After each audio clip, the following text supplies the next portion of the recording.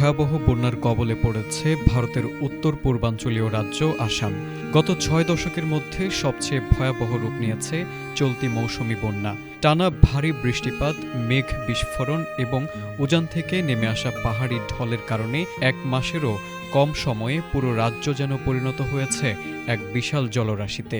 এখন পর্যন্ত অন্তত ৪১ জনের প্রাণহানি ঘটেছে, আর ক্ষতিগ্রস্ত হয়েছেন ৬.৫ লাখেরও বেশি মানুষ। হাজারো পরিবার ঘর বাড়ি ছেড়ে আশ্রয় কেন্দ্রে যেতে বাধ্য হয়েছে। আসাম রাজ্য দুর্যোগ ব্যবস্থাপনা কর্তৃপক্ষের সর্বশেষ তথ্য অনুযায়ী গত ২৪ ঘণ্টায় আরও ১০ জনের মৃত্যু হয়েছে। সবচেয়ে ভয়াবহ পরিস্থিতি বিরাজ করছে শিবসাগর, চড়াইদেও ও জোরহাট জেলায়। নাগাল্যান্ড সীমান্তবর্তী এলাকা দিয়ে নেমে আসা পাহাড়ি ঢলে নতুন নতুন অঞ্চল প্লাবিত হচ্ছে। ইতোমধ্যে ৯৩৯টিরও বেশি গ্রাম পানির নিচে তলিয়ে গেছে এবং হাজার হাজার একর ফসলি জমি সম্পূর্ণ নষ্ট হয়ে কৃষকরা চরম ক্ষতির মুখে পড়েছেন।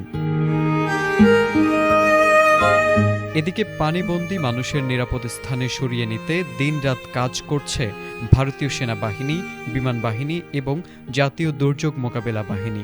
দুর্গম এলাকায় ত্রাণ, খাদ্য ও জরুরি ঔষধ পৌঁছে দিতে ব্যবহার করা হচ্ছে বোট ও ড্রোন। বন্যা কবলিত এলাকা পরিদর্শন শেষে আসামের মুখ্যমন্ত্রী হিমন্ত বিশ্ব শর্মা বলেছেন, ক্ষয়ক্ষতির পরিমাণ প্রাথমিক ধারণার চেয়েও অনেক বেশি। পরিস্থিতি স্বাভাবিক না হওয়া পর্যন্ত সংশ্লিষ্ট সব সরকারি দপ্তরকে সর্বোচ্চ সতর্ক অবস্থায় কাজ চালিয়ে যাওয়ার নির্দেশ দিয়েছেন তিনি। ভারতের আবহাওয়া অধিদপ্তর জানিয়েছে, আগামী ৪ দিন আসামের বিভিন্ন এলাকায় মাঝারি থেকে ভারী বৃষ্টিপাত ও বজ্রপাত অব্যাহত থাকতে পারে। এতে আকস্মিক বন্যা, জলাবদ্ধতা এবং পাহাড়ি এলাকায় ভূমিধসের ঝুঁকি আরও বেড়ে যাওয়ার আশঙ্কা রয়েছে। ফলে পরিস্থিতি আরও ভয়াবহ রূপ নিতে পারে বলে সতর্ক করেছেন সংশ্লিষ্ট কর্মকর্তারা। তারেক আজিজ, এটিএন বাংলা।